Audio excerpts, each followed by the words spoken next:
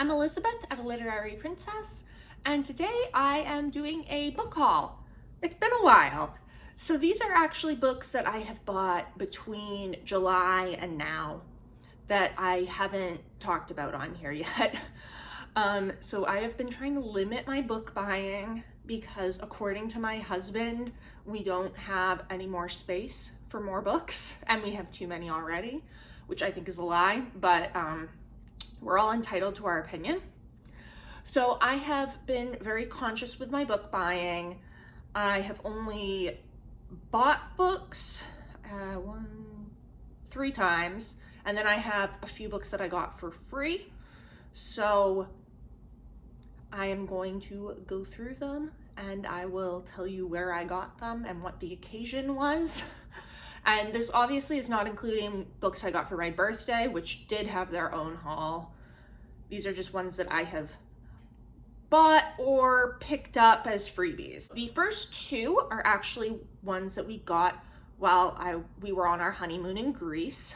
We went for 2 weeks, and these were both bought in Athens, where we went to the Acropolis Museum, and I got them there. So the first one is this, and literally everything I got was a children's book.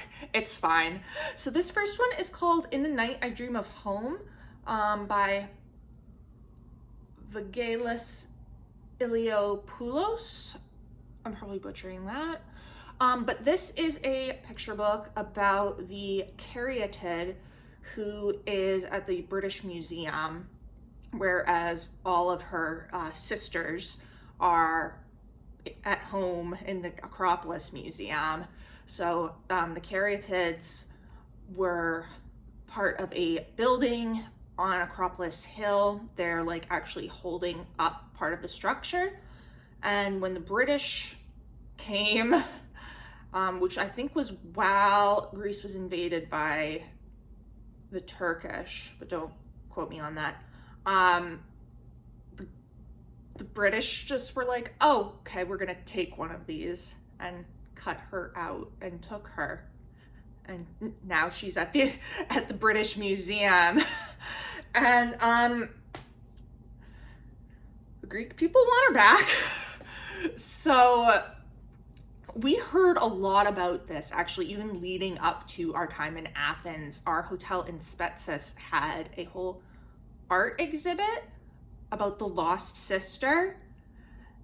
And so, I mean, we were reading about it. We heard from like some of our taxi drivers, their thoughts about it, and everyone's thoughts about it was that the British should not have her. So the ones on Acropolis Hill are actually now replicas, and the 5 remaining originals that are in Greece are in the Acropolis Museum. And they actually have a spot set for the lost sister, for if she ever makes it home. But so this is just, it's a picture book about it. And the subtitle is The Value of Cultural Treasures in the Preservation of Historic Memory. And the art is just stunning. That's why I had to have it. So the paintings are by Herodin Bekiaris, whose name I'm also probably butchering, but I mean, oh, so pretty. So it's imagining the caryatid as a bird and kind of using that as like, oh, it's stunning. It's so stunning. I'm in love with it. I was like, I have to have this. But yeah, so I got this. I'm very fond of it. And the next step that I also got at the Acropolis Museum is a coloring book, because I am an adult. So it's a Gods, Heroes, and Monsters coloring book. I color to relieve stress. So, you know, it's just, I don't know, it's like, you know, the ones with like the really little intricate things to color in. I enjoy it. I have sparkly gel pens, and I have fun, and I have a friend who I do it with, and it's great. So I saw this, I was like, I want that, and I bought it. I have not used it yet. Next up is books that I bought in August at the used bookstore near my hometown, and my excuse for buying these was I was sad. yeah. That's my excuse. I was sad and I buy books to cheer myself up. So here we are. So first up was Wicked by Gregory Maguire. So Gregory Maguire is one of my favorite authors. He wrote one of my favorite books, Confessions of an Ugly Stepsister. Wicked is probably his most famous because it was obviously turned into a hit musical. So the subtitle is The Life and Times of the Wicked Witch of the West. It is a retelling of The Wizard of Oz from the point of view of the Witch of the West, who here is named Elphaba, and how she became the villain of the story. I read this back when I was in high school, and I was probably not old enough to read it. I have a tendency to read these books when I'm not old enough to read these books, because that happened with Confessions of an Ugly Stepsister too. There's a lot of weird stuff in here that I definitely did not get as a teenager. I was like 15. And I've always wanted to reread it, but I specifically wanted this cover and not the one that is from the musical, because I adore Gregory Maguire's covers on the original editions, because they've got, I love it. I love it so much. So I'm like, I want that edition. And I wanted it paperback because my other Gregory Maguires are paperback. Oh, you know, I was browsing around. I was like, I'll check out, see if they've got anything by Gregory Maguire. And they did. And I was like, I'm getting it. So I got it. And next up is actually a box set of Madeleine L'Engle's Wrinkle in Time series. And you'll notice it is missing the first book. That is because I actually already had the first book of the same covers. And whoever was at the bookstore had like shoved a wrong edition in there. And I brought it up to the front. I was like, okay, I want this, but I don't need this first book and it doesn't match. And the guy was like, who did this? So, yeah.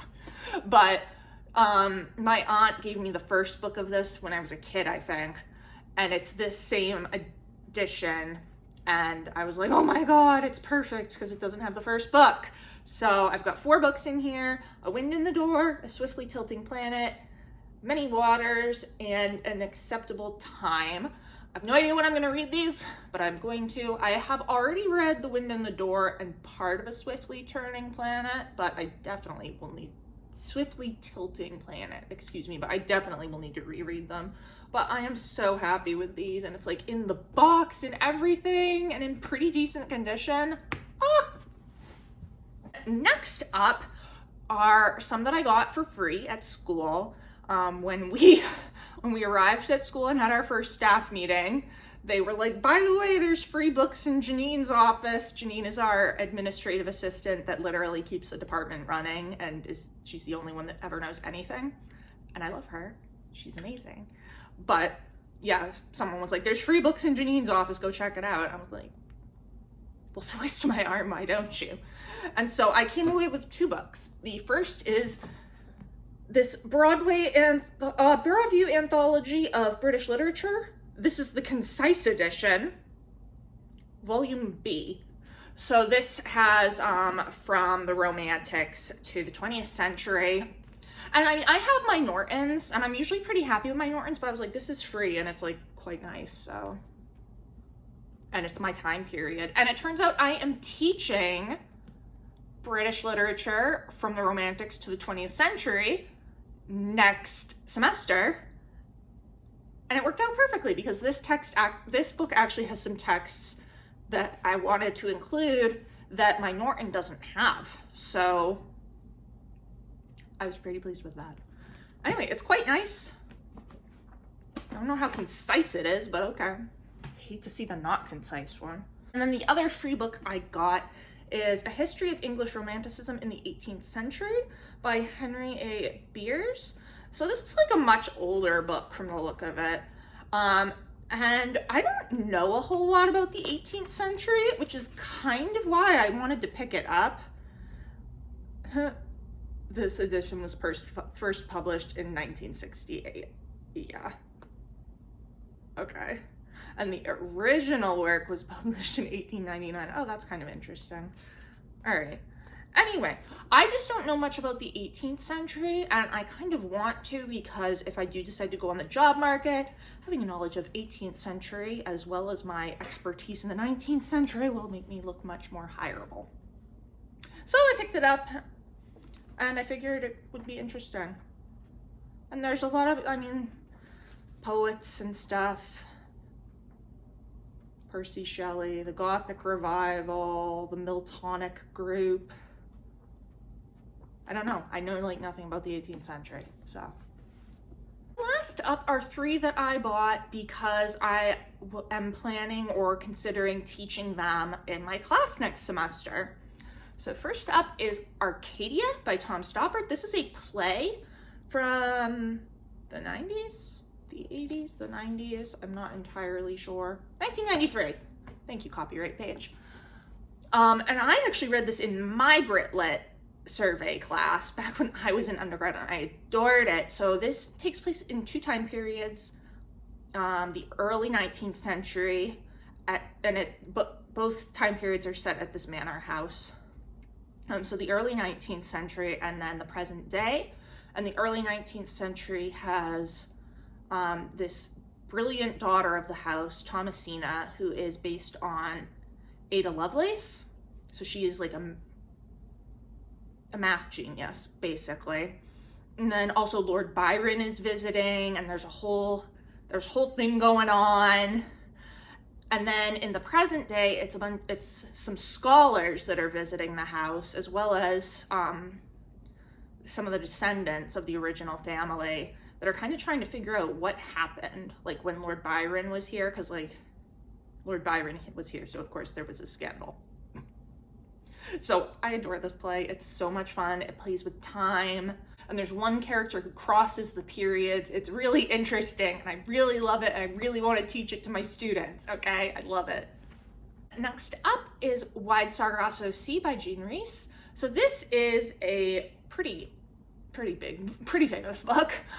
It is a kind of retelling of Jane Eyre, but about Bertha Mason, set before she marries Rochester. So it's set in Jamaica.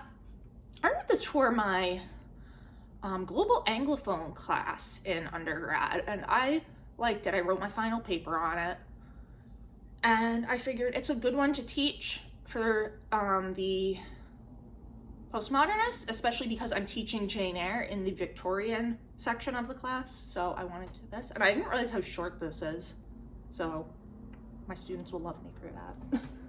And then the final book that I have is Mrs. Dalloway by Virginia Woolf. I actually really didn't like this when I first read it. And it kind of has put me off of Virginia Woolf, but I do want to reread it. And I don't know if I'm going to teach the full text in my class or I'm just going to give excerpts, because like we only have 3 weeks for each period. And it's kind of my advisor said you can probably only teach 3 novels, really. So whereas I have 4 right now, because I have Frankenstein, Jane Eyre, Mrs. Dalloway, and Wide Sargasso Sea. So I might just end up teaching excerpts from Mrs. Dalloway, but I definitely need to reread it in order to teach it. And like Virginia Woolf has to be taught in this class, obviously. And I really do want to love Virginia Woolf the way that other people in my department love Virginia Woolf, because I feel like I should love her. But yeah, so this is the last book that I bought. I think this is pretty damn good for July until basically the end of October. Like, this shows some restraint on my part. My husband should be impressed. I don't think he is at all. But yes, these are the books that I've gotten recently. Let me know down in the comments below. Have you read any of them? What did you think? It's been great chatting with you. I will see you soon. Bye.